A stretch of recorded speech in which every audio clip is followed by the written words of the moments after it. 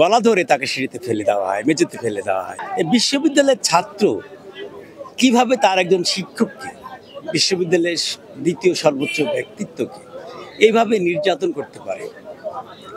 আমার মনে হয় না যারা ছাত্র।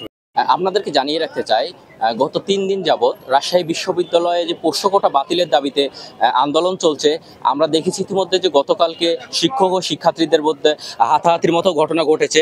সেই ঘটনাকে কেন্দ্র করে আজকে সকাল থেকে শিক্ষকরা কিন্তু কর্মবিরতিতে গিয়েছে। আজকে সারাদিন কর্মবিরতি, এখানে শিক্ষকরা আন্দোলন করছে। আমরা সরাসরি চলে যাব একজন শিক্ষকের কাছে।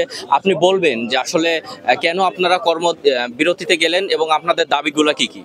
আমি সভাপতি অফিসার সমিতি রাজশাহী বিশ্ববিদ্যালয়। আমাদের আজকের আন্দোলন, আজকের কর্মসূচি, আজকের কর্মবিরতি মূলত হচ্ছে আমাদের বিশ্ববিদ্যালয়ের দ্বিতীয় সর্বোচ্চ ব্যক্তিত্ব মাননীয় উপাচার্যকে কালকে শারীরিকভাবে একাধিকবার লাঞ্ছিত করা।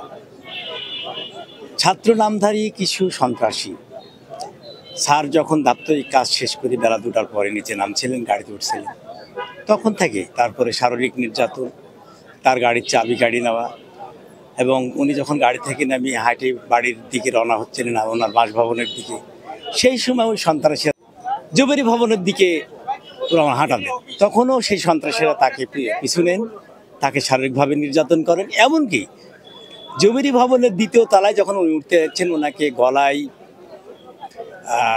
গলা ধরে তাকে সিঁড়িতে ফেলে দেওয়া হয়, মেঝেতে ফেলে দেওয়া হয়। এমনকি তাকে শারীরিকভাবে নির্যাতনও করা হয়। এই বিশ্ববিদ্যালয়ের ছাত্র কিভাবে তার একজন শিক্ষককে, বিশ্ববিদ্যালয়ের দ্বিতীয় সর্বোচ্চ ব্যক্তিত্বকে এইভাবে নির্যাতন করতে পারে? আমার মনে হয় না যারা ছাত্র, এদের বিরুদ্ধে খুব দ্রুত তাৎক্ষণিক ব্যবস্থা গতকালকেই প্রশাসনে নেওয়া উচিত ছিল।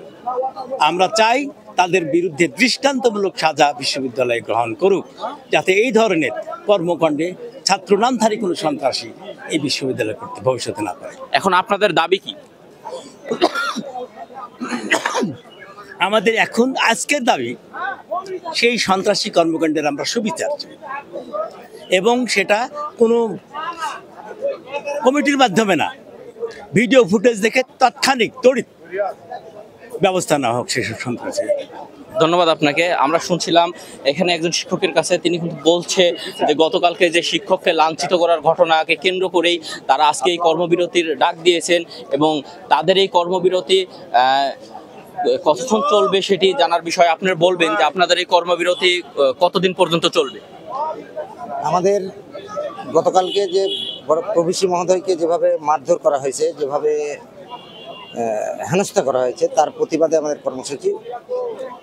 তাদের পূর্ণ বিচার না হওয়া পর্যন্ত, যে দুষ্কৃতিকারীরা এই কাজগুলো ঘটাইছে তাদের বিচার না হওয়া পর্যন্ত আমরা এই কর্মসূচি চলতে থাকবে।